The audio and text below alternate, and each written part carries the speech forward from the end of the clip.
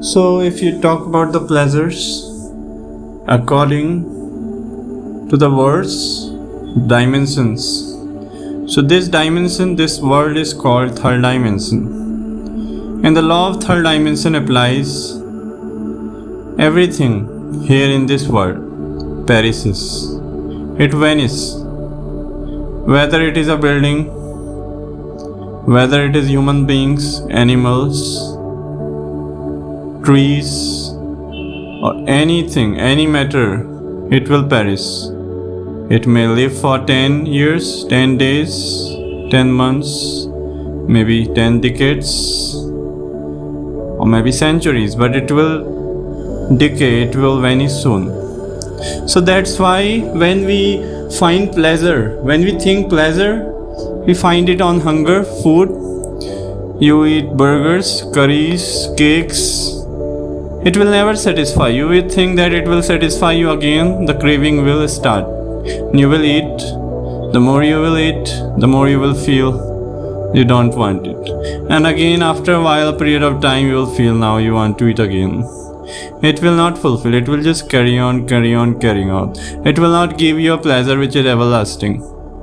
So that is why I said everything here is perishable. Pleasure, any pleasure you say, is a pleasure of senses, pleasure of money, or any pleasure, what we think it is. Whether you think that your family is beautiful, your kids loves you, family loves you, friends loves you, that is also temporary. Because the phenomena of samsara, it's changing every moment, every second it is changing. That is why the pleasures are also not everlasting.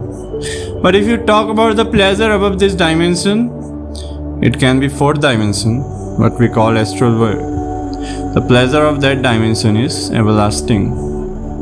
So what is that pleasure? Pleasure is more pure. That pleasure is increasing. That pleasure is something which you cannot compare with any pleasure of the physical dimension. So the senses belongs to the pleasure of physical dimension. So the astral sense, what is that? What you call sixth sense.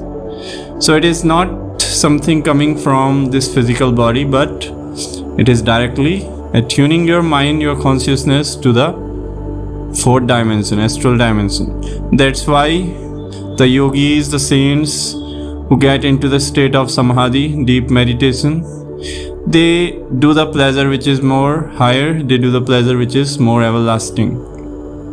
So it carry on. If you talk about above it, there are many dimensions. There is causal world. It is more pure, everlasting pleasure which is not even going to perish. Because suppose a good man is there, he lived his life nicely, not too much indulged in the senses, and he has spent enough time for God. But a particular karma, particular action, he has to again come back. But for a particular time period, his consciousness will go to the astral dimension. So in the astral, he will experience the more greater pure form of pleasures there.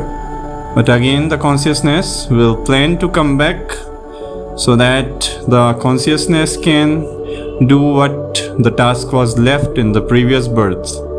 So now, fortunately, with the blessings of the Master and Gurus and God, Christ, so the blessings will be there.